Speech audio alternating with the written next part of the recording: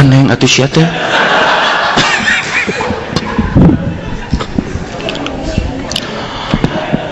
Assalamualaikum warahmatullahi wabarakatuh.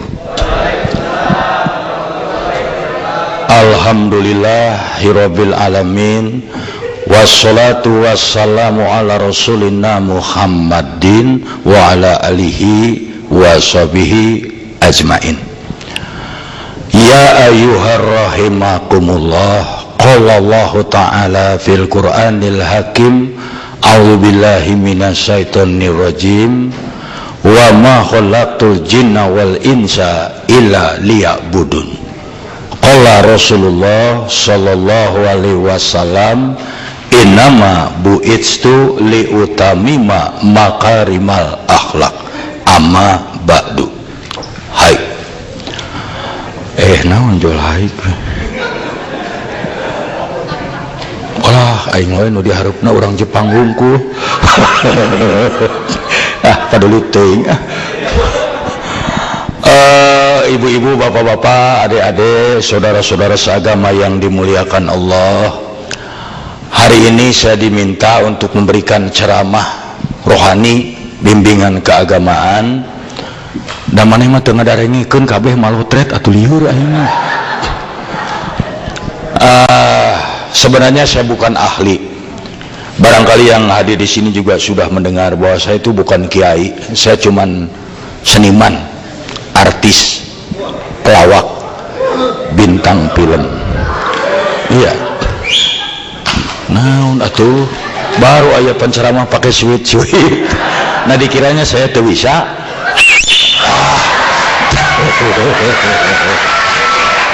Nah, baiklah. Di dalam kesempatan kali ini saya ingin membawa kepada yang hadir sebuah kisah yang pernah terjadi di masa pemerintahan Khalifah Sayyidina Umar bin Khattab, yaitu kisah seorang panglima Islam, Jenderal Khalid bin Walid. Jenderal Khalid bin Walid seorang jenderal yang ditakuti lawan dan dicintai kawan. Namanya harum kemana-mana. Kalau beliau datang ke suatu tempat disambut dengan meriah. Hidup Khalid bin Walid, hidup Khalid bin Walid, kira-kira begitu. Once time, satu waktu, maaf pakai bahasa Inggris, maklum pendidikan Amerika. Satu waktu Jenderal Khalid sedang berada di garis depan medan peperangan. Tiba-tiba secara mendadak datang sebuah surat perintah dari Panglima tertinggi Sayyidina Umar bin Khattab. Isinya singkat. Dengan ini saya nyatakan Jenderal Khalid bin Walid dipecat. Segera menghadap. Menerima surat pemecatan itu Jenderal Khalid sampai tidak bisa tidur. Masalahnya bukan apa-apa, karena merasa tidak bersalah. Nah, adik-adik yang kerja di sini juga dipecat tidak pugu-pugu, yakin tidak bisa tidur. Nah, tapi karena beliau mah prajurit yang baik, taat pada atasan, turut perintah, serahkan jabatan sama pengganti, langsung menghadap Umar bin Khattab. Assalamualaikum ya Amirul Mukminin. Waalaikumsalam. Please sit down. Silakan duduk. Langsung saja to the point. Saya menerima surat pemecatan. Apa benar saya dipecat? Umar bin Khattab menjawab, iya. Kalau soal dipecat, itu hak Anda atasan, saya bawahan. Tapi boleh saya tahu apa kesalahan saya sampai dipecat? Umar bin Khattab menjawab, Anda tidak punya kesalahan. Hah? Tapi dipecat? Apa kurang baik saya jadi jenderal? Umar bin Khattab menjawab, di zaman ini Anda jenderal yang terbaik. Tapi dipecat? Iya. Kalau begitu jangan bikin saya penasaran.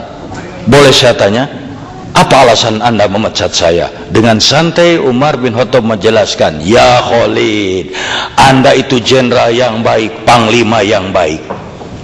Setiap hari saya dengar masyarakat, rakyat, prajurit selalu memuji-muji Anda. Tidak ada yang menjelekkan. Catat Khalid, Anda manusia biasa. Terlalu banyak orang yang memuji, bukan mustahil dalam hatimu akan timbul rasa sombong. Sedangkan dalam ajaran Islam, innahu la yuhibbul mustakbirin, Allah tidak menyukai orang yang sombong. Seberat debu rasa sombong dalam hati, neraka jahanam yang menunggu.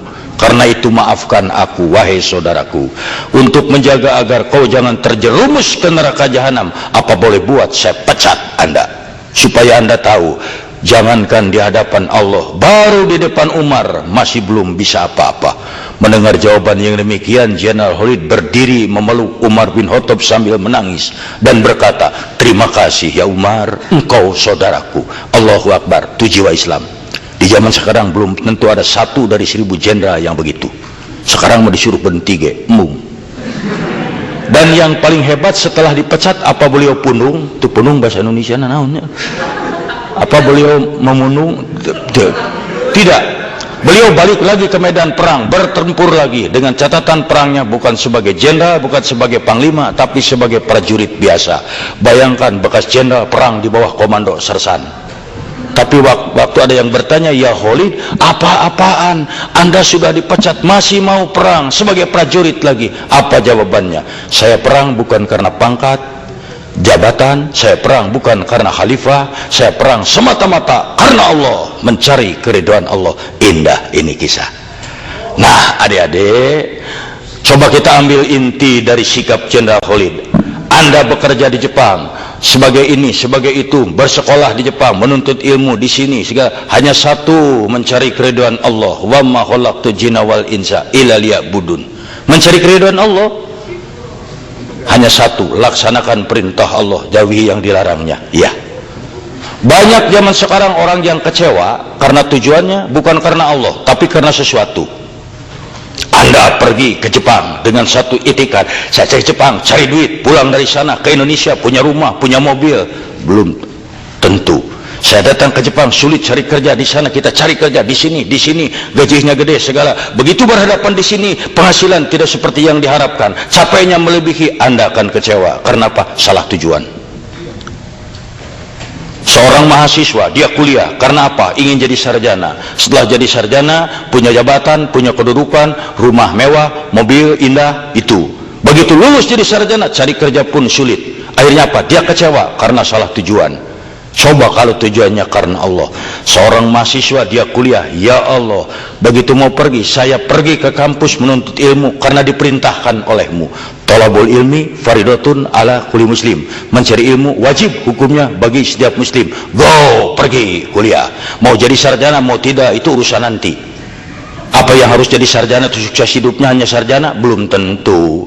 Lihat macan, lihat harimau, apa pendidikannya?